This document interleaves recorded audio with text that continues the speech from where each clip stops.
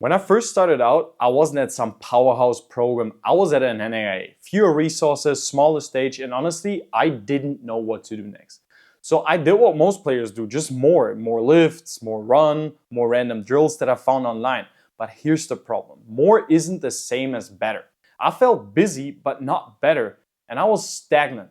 And there was a point where I was watching D1 games from the stands thinking, I can absolutely play at that level, but the minutes and the trust weren't showing up in my game. And that's the moment you either panic or you get curious. And I got really curious.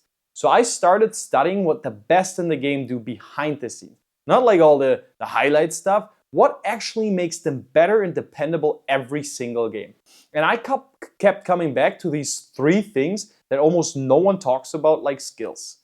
And the first one is recovery as a skill. Not if I have time, a system with sleep anchors, real cooldowns, refuel times. So I'd show up at 90% plus every single day instead of just 70 sometimes. Second one was sacrifice with rules. Not motivation, rules that protect your performance. Leave early on training weeks, no alcohol in season, Sunday resets, so my energy and focus were the same on a Tuesday and Friday.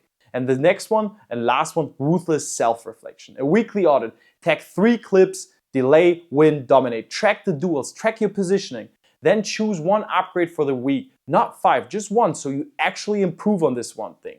And once I committed to those 3 things, everything changed. I stopped chasing the image and I started stacking proof. And when the proof stacked, the opportunities caught up. First, I got more minutes, then I got trust, then I actually got captain and DR run. And if you're where I was, working hard, not getting seen, this is the exact blueprint you need. I'll walk you through the exact recovery stack, the in-season rules, and the discipline that you need, and also the weekly audits that turn your discomfort into data, plus one upgrade that you can start today. Don't chase the image, build the proof. So let's get into habit 1 in the Miro board, and I'll see you guys there. Alright guys, let's go over the 3 uncommon habits that will make you instantly better as a center back. And our first habit is going to be recovery.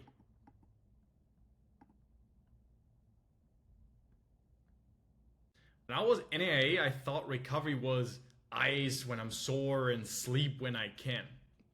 And I thought like a smaller program, fewer resources, and I was just guessing.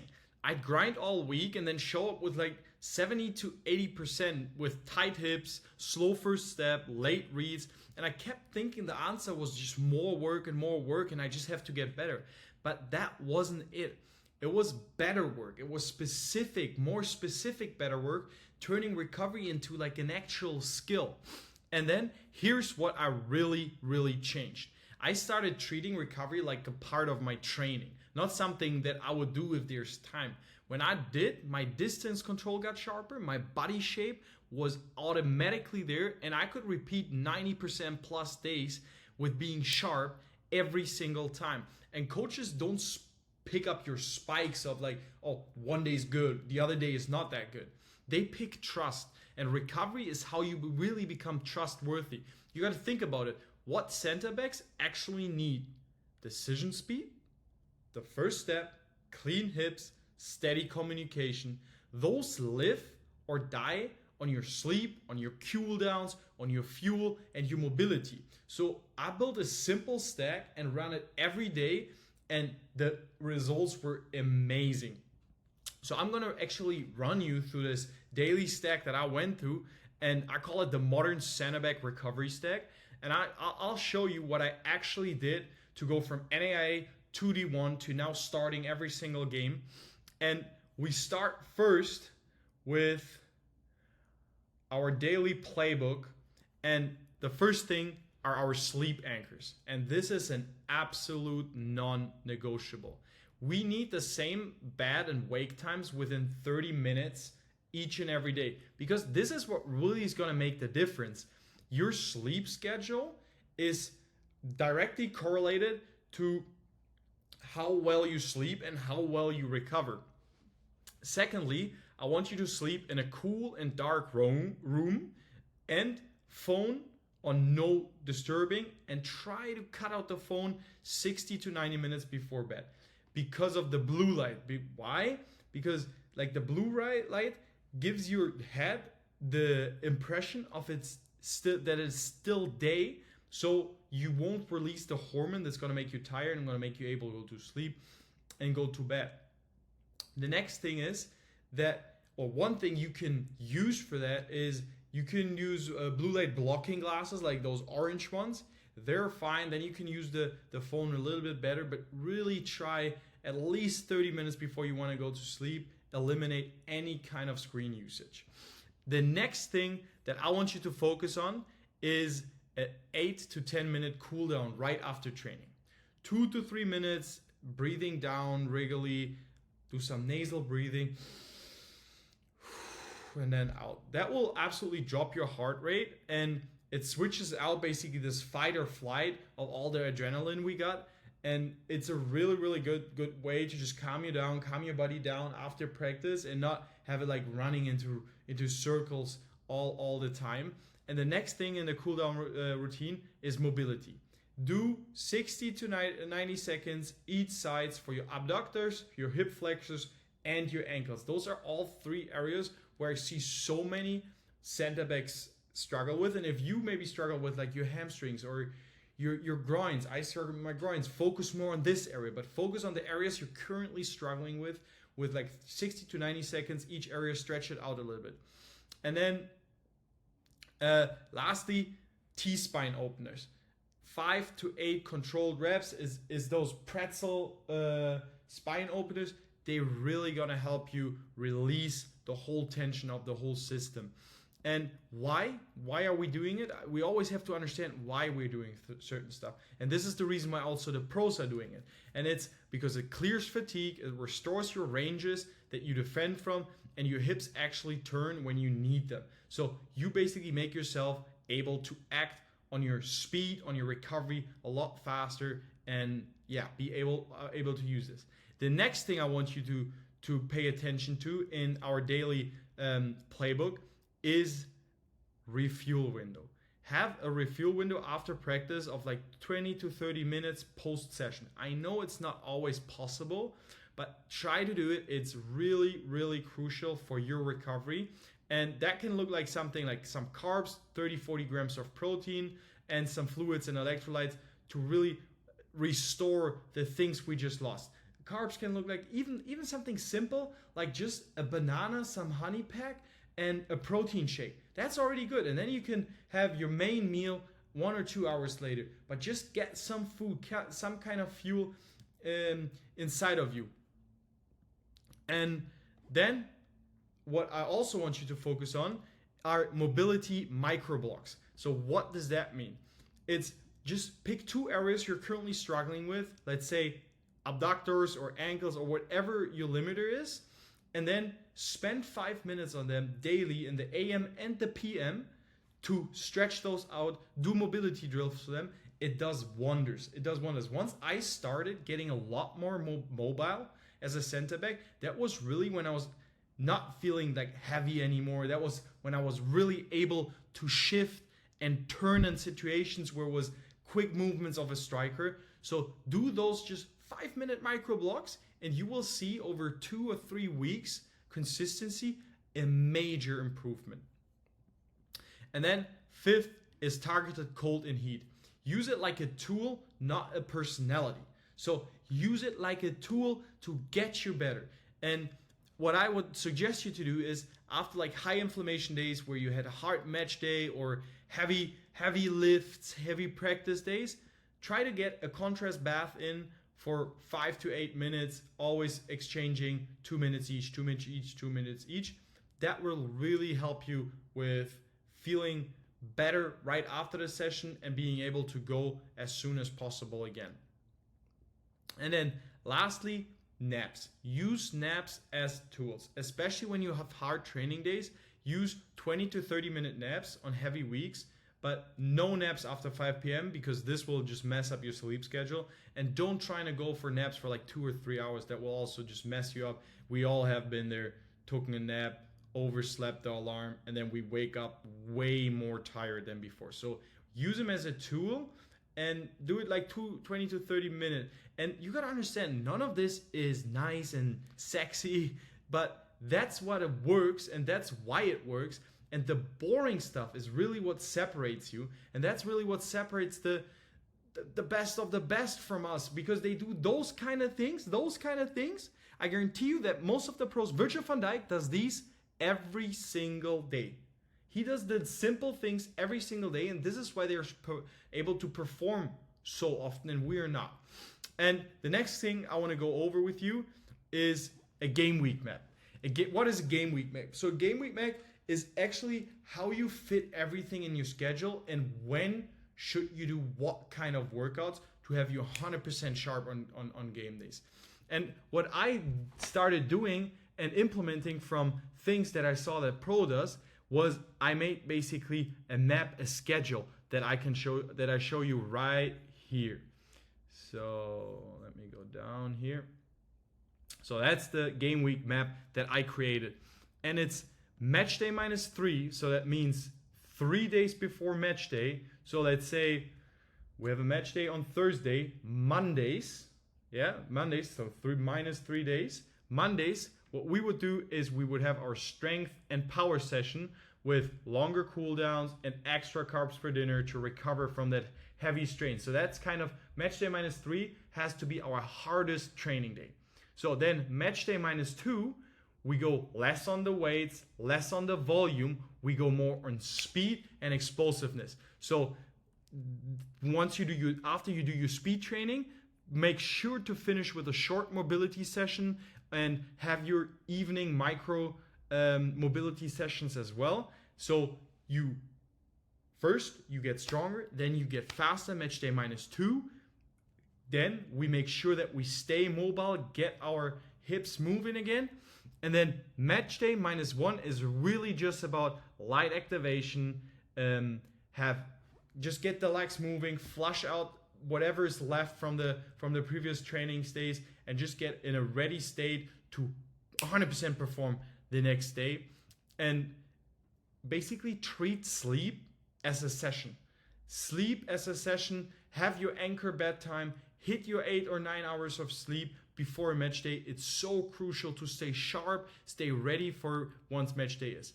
And on match day itself, have simple fuel, play after the game, right away, have some tart cherry juice.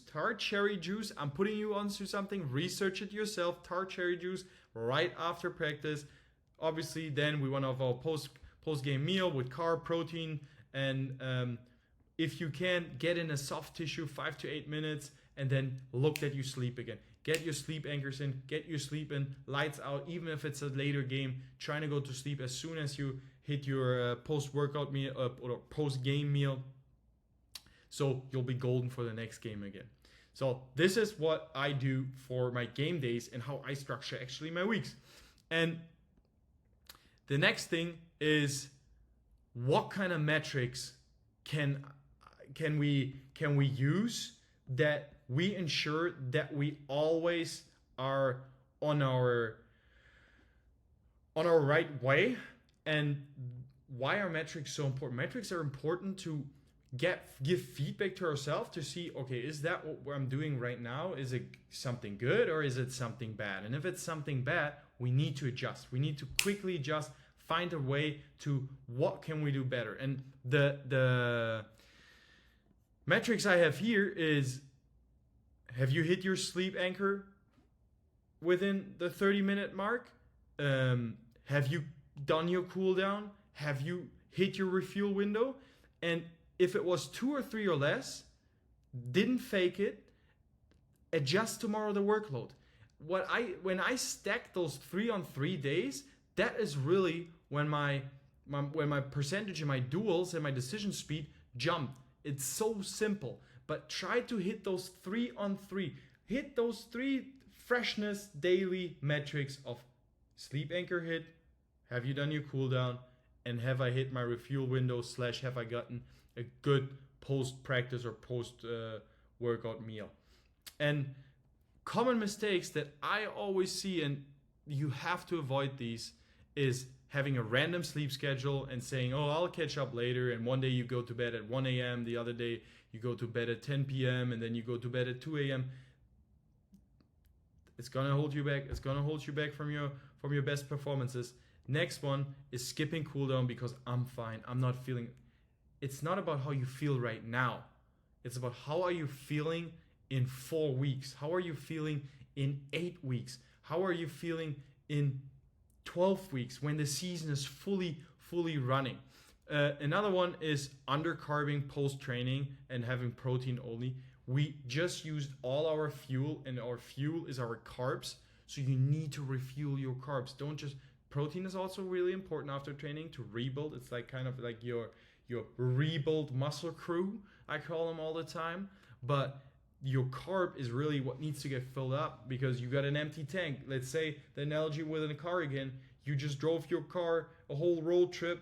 You need to fill it up in order for it to run again.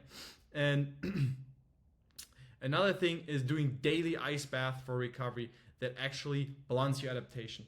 Try to do your ice bath after you had a high intensity day the next day. Don't do it like just daily because you're like, oh, I want to get my ice bath. No. Use them when you need them. Don't use them on a daily. That actually slows down your progression. And another thing I see, doing like 11 mobility drills and then quitting by Thursday and pick up 2. It's not about doing a lot one time. It's about having little impacts over and over again over time. Pick 2, stick to those 2 every day in the AM and the PM, and you will see how it works wonders. And this is the quote I'm going to leave you with today is, boring creates separation. Recovery turned me from good flashes into a dependable 90. So what does it mean? It's that those boring things is at the end of the day what turned me into being a D1 starter over and over and over again. It's not about the little spikes of you having good things. It's about repeating those boring things again. And that was just habit 1. Let's jump now into habit 2. All right, now we are at habit 2, which is interpersonal sacrifice. So what does it mean? So I'm gonna tell a little bit of my story and background with this as well. So when I was in NAA, I thought that the gap between D1 was mostly talent and grinding more. But the real gap was leaks, the leaks that we had in our daily life. So what am I talking about? You're asking yourself right now. It's the late nights, the random eating, the scrolling and going to bed late, the say yes to everything. Because I would train hard, but the next morning my first step was slower and my reads were cloudy. And therefore I just wrote rules so my dream would survive my mode. Like I basically created a survive mode because I saw, look at Cristiano Ronaldo. Do you see him party all the time? Do you see him do all the fun things all the time? And that's where I realized there's a season where you have fun, but there's also a season where you have to lock in. And I created that life in my mind where I was like, okay, I gotta lock in now. I have to get that straight. I want to go to the next level. So I gotta say no to things. I gotta sacrifice things for that. And I gotta protect my performance. I put basically rules in place that protect me from having bad performances for things that I knew were not good. And what I learned is in season, motivation is unreliable. The only thing that is really reliable are systems that you can follow. And these rules aren't about being a boring monk or something. They're about protecting the 2-3 things that actually move your performance and get you better each and every day. And what I started doing was I created those non-negotiables, and you can copy them, Lily, that really helped me to eliminate 99% of the things that were holding me back just by having those 3 or 4 non-negotiables. And the first thing is leave early rule. Leave early. You can still be there at the happenings. You can still be social without the sacrifice. Show up at the party. Show your face. But support the boys. But be out of there by 9:30, 10 p.m. on the training weeks. have you ever seen anything crazy going down after that time? No. Every time I went on parties, I was like, I would have missed nothing, absolutely nothing, if I wouldn't have been there. And the next morning I feel shit, I feel tired, and I regret even going. But you can go. I'm not telling you to not go. Just when are you gonna get home? That's the most important part. Then one big thing, and I know it's for some of you that watch the video, it doesn't even apply yet, but once you're in college, it is a big thing, and it is the alcohol. Leave it out in season. If you want to drink alcohol so bad, do it in off season. Do it at the time where you don't have to perform. But in season, do not drink alcohol. It's so bad for you. It's so bad for your recovery, and your injury risk is gonna be increased by so much if you drink alcohol. And it's not about morality. It's really just about your performance, your sleep quality. If anyone have a whoop, if any one of you has a whoop and has experienced what your body does after you drink, it's incredible how bad alcohol is for you once you really understand this. So that's my second non-negotiable that I do during season. Then the other one is Sunday reset. Use your Sundays, your days off. That's always when my days off is. Use them for all the busy tasks so you can focus on the tasks that you will drive your performance during the week.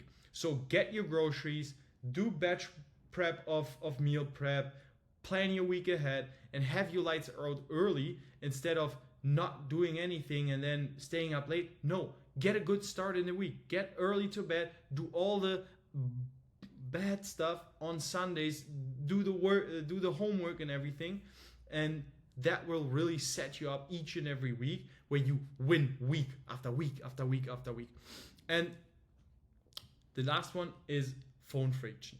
Really, I talked about it in the last habit as well. See how important it is even in the second habit as well. So they're all integrated in each other because they're integrated in my life. It's my lifestyle that I'm showing you here right now.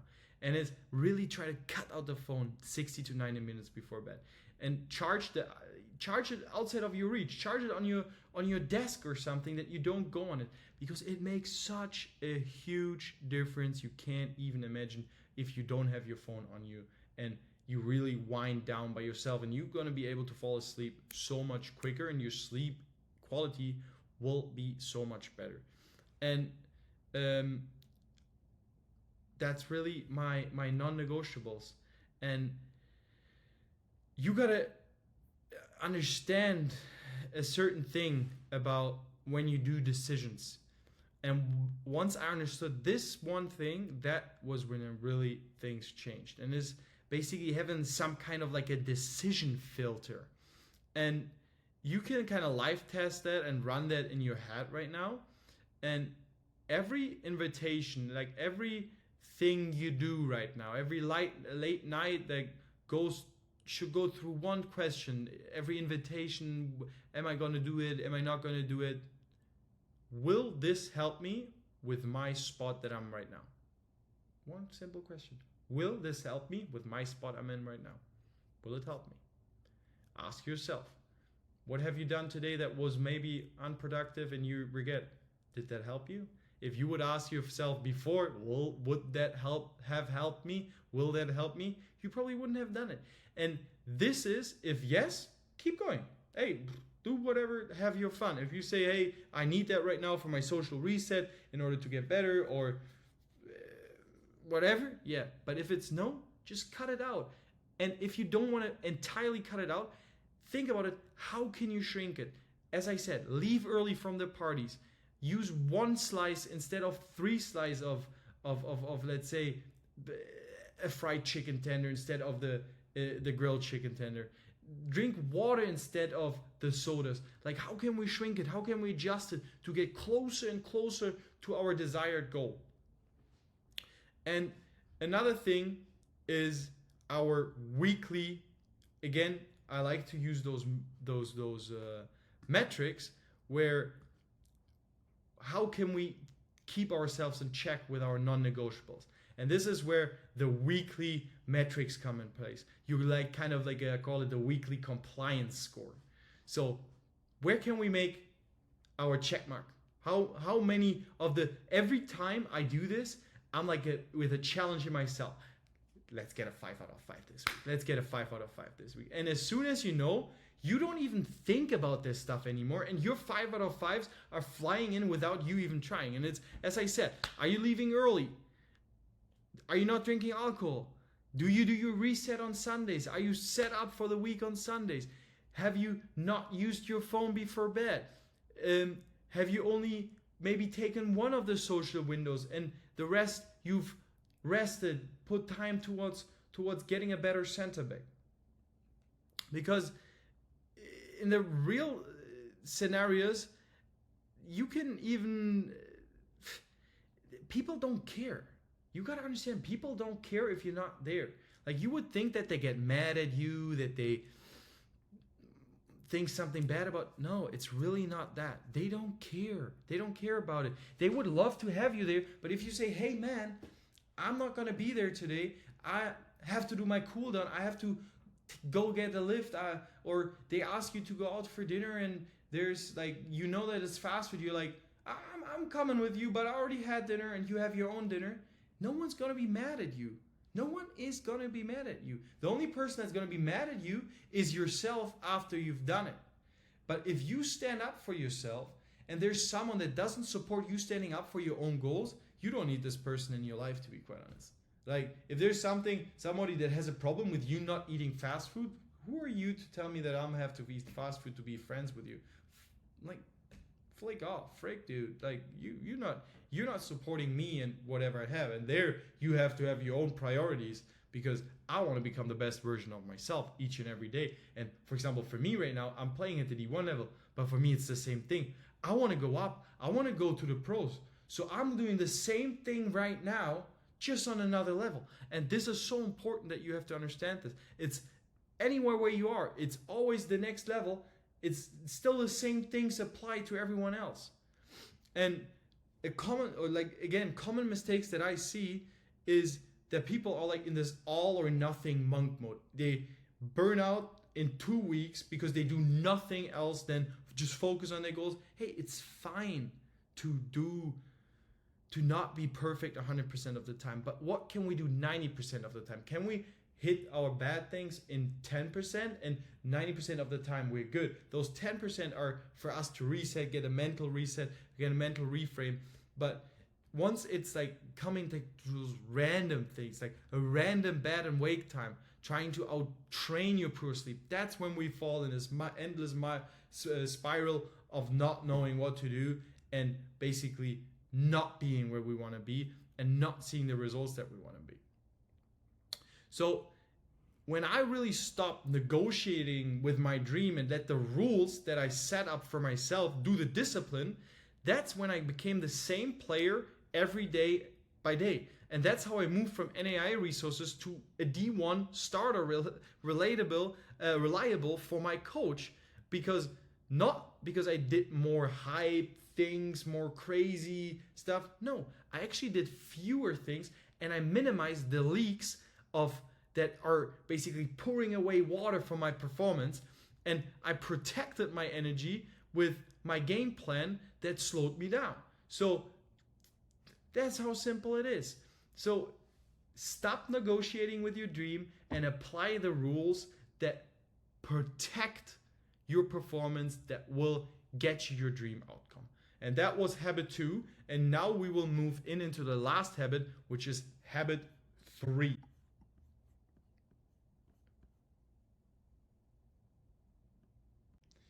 And last habit, but certainly not the least habit, is ruthless self-reflection. You have to turn your discomfort into data. And what do I mean by that? So when I was in NAIA, as I said, I thought that the answer was always to train more. But yeah, of course, like the work matters, but I kept repeating the same mistakes over and over again, stepping early, getting spun, fouling in bad zones. And therefore, I really built a reflection system that forced me to improve the right thing every week. And that's what really moved the needle and flashed the trust of the coaches to me, because I looked at the pros and I was like, well, what are all those pros doing? Like, And then I saw the All or Nothing, and they did the video analysis, and I was thinking to myself, hey, I'm not really looking at any of my mistakes. So that was when I really found analyzing my mistakes for myself. And the way I do it is that you have to understand that reflection isn't like journaling for just some vibes and be like, oh, I want to motivate myself. No, it's how you aim your effort at the bottleneck, at the problem you have right now, at the struggle you have right now that is really holding you back. So then you can show coaches actually how you improve and show them that your stability and that you're not chaos. Like, you are the choice that brings the safety net back in there. And the core principle from this is audit it, understand what happened, then think about it. How can we adjust it? And then from adjusting it, how can we advance with it to do it better next time? And it's one focus upgrade per week beats if you do just 5 random ones every week. And then, but at the end of the day, you really don't fix any of the 5 instead of just going by one, and in 5 weeks you have the 5 completely perfected. Whereas if you do 5 every week, you really haven't perfected one. So what my first step is always do, where I do my weekly audits with, is I create basically feedback loops with film and metrics that target the real bottleneck that I have right now in terms of my game. So if it's positioning, timing, or scanning, or decision. And the way I actually do it is I tag 3 clips that I have for my games. So one where I delay, one where I win the ball, and one where I really dominated the game in some kind of way, if it's defensively or offensively. And then I kind of like do a report with it. So I track really, how did my shape look in the tag? Did I buy the rest of the team any time? Did I win the first legal contact without the foul? Or was it a good decision of the ref actually? How could I not have fouled him? Did I erase the action and start out with a clean outlet? Like, did I win the ball and then did I do a good action? But did I follow it up with another good action? Or did I win the ball and then I gave it away again? And what I start doing, I'm tracking for numbers to have like simple, objective things that I can work on. And then I have like basically a percentage of how much duels I won in a game, how much aerials I won, like I count them, how much entries I denied, how much arrows or shots I had, like bad things I had. And then I track those over the games and make sure that, okay, what are the things right now that hold me back from getting a little bit more percentage in duels won? What are the things, like what is the common theme when I lose my aerial duels? What is the common theme when I can't stop the entry ball? What's the common theme when I do my arrows? And then I look at those themes and I pick one out. And this is what I really focus on for the next week and the next 2 games. And once I've figured that one out, I'm going back to the drawing board, taking another one. And step by step, I'm improving all of my skills. Whereas when you pick 5 at one time, how do you want to pay attention to 5 things at the same time? I've tried it and it did not work. So take one, pick one, think about an overarching theme, and then get this down. And then write yourself notes. Like, where do you want to be? Do you want to be tighter? Or do you want to be more loose? Really envision it, think it, put it on paper, speak it out loud, so you really enforce it in your mind. And then, as I said, you got to choose one upgrade for the next week. So something like body shape. How am I doing my body shape? Don't invite him inside, push him outside. And then the whole week I pay really close attention to the body shape. Obviously we don't forget anything else, like all the other things we already learned, but we really put attention and intention towards fixing that really apparent issue that might actually get us off the field. Because if we do the mistakes over and over again, and the coach sees that, he's gonna be like, he's not learning out of his mistakes. Sub him out. So this is how you can really fast track your progress. If you actively, even if you play well and play fine, but you look for your mistakes and you actively improve your mistakes, even without like you getting called out by it. Like you had a great game, but you had 3 actions that weren't that good. I mean, no one really cares. Your coach is not going to sub you off from it. But if you still identifies those 3 things and still realize what you can do better, and then the next game, instead of just having 3 bad actions, you just have 2, and then you just have 1, and then you might hit 1 or 2 times a perfect game. This is when you step up to the next level, because this is what coaches look for when they get video from you, when they get whole film video from you. They think about how many mistakes does he do, what kind of mistakes does he do, how often does he do those mistakes, are those mistakes we can easily fix, are those mistakes we can't fix. And those are so important like principles that you got to understand, that are those little things that at the end of the day make a huge difference if you get an offer, if you get a higher scholarship, or if the coach says, he's not reliable enough, we don't need that. And that's really how I track and do like my daily metrics in terms of like film sessions. And here I put you together like a little overview of how can you fix certain things, and what are things that you can, for example, look for. Because you might ask yourself, I'm doing all this wrong, but I don't really know what to look for. Like I'm not playing well. So those are things like, did I force him to the weak foot? Did I step on the big touch or chase late? Did I scan before the second ball? Was I first legal contact violent, or did I actually play a clean one? If it wasn't, why was the reason? Was it my body shape? Was it my timing? Did my shape invite the pass that I wanted to do, or did he split me?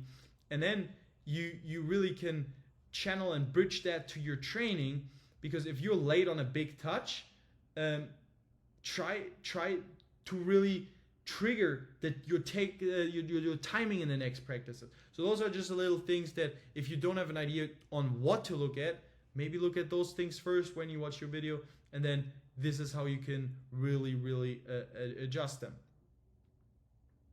And as I said, have your metrics in, have your percentages in, how much duels you won, and then from there on, did we hit an upgrade? Yes or no? If no, keep the same upgrade next week. So let's say I'm right now bad at aerial duels, and the week after, like I haven't won more aerial duels and I'm still losing the same, I'm still doing the same mistakes. Don't move on, obviously. Like keep on until you perfected that one thing, and once you improved in that one thing, this is when we can go to the next thing. Because it doesn't help us if we work on it for a week but we didn't get any better. Sometimes things take longer time, and we know that. But one really big common mistake I see when we're talking about being really like ruthless with our self-evaluation and learning out of our mistakes is that you only clipping the bad moments. Clip the wins too, though. Like also repeat what works. Like it's not all about what you do wrong. If you do something good, understand why did you do it good, how did you do it, and how can you repeat it, how can you do it again. Don't just like put yourself down on like your losses of the game. Also lift yourself up, tell yourself, hey, okay, this is what you did good. Then, as I said, changing 5 things at once is so stupid. Just choose one, do it over and over and over again until you see progress, and then you move on to the next one. And the other thing is no bridge to training. Yes, it's nice to know what you do wrong, but you also have to fix it actively by doing drills, by paying attention to it in training. If you all the time, I know what I have to do to better next time, but you don't actually apply it in practice, you will never make it out of that kind of pitfall. And the other thing is emotional self-talk that really burns your working memory during games. So you got to understand that once you do a mistake, and you maybe even do a mistake that on something that you're working on, remember yourself. What are the things that you have to pay attention to in order to not do the mistake again, instead of being like, I'm so bad at this, because that completely burns any kind of progress you already made. Positive self-reinforcement about the things that you can do. And one action you can even do today, take one clip and write 3 notes about it, choose one upgrade for the next session, and really pay attention. For me, for example, it was in my last game, I wasn't really doing too well in taking the space with my first touch. Like, I played the ball way too early. I had so much space in front of me that I could still dribble in. So what did I do the next practices? I tried to take the bigger touches. I tried to be a little bit more aggressive with my first touch. And see, next game, I was able to implement that. I just had video the other day with my coach, and he was like, hey, great, you did that really well. And then we started working on something else. So this is really how you can implement it even today. And you got to understand, hope isn't the plan. Film plus 1 upgrade per week, that is what really made me undeniable. I wasn't hoping to get better. No, I took actionable steps. I realized what I was doing wrong, and then I executed.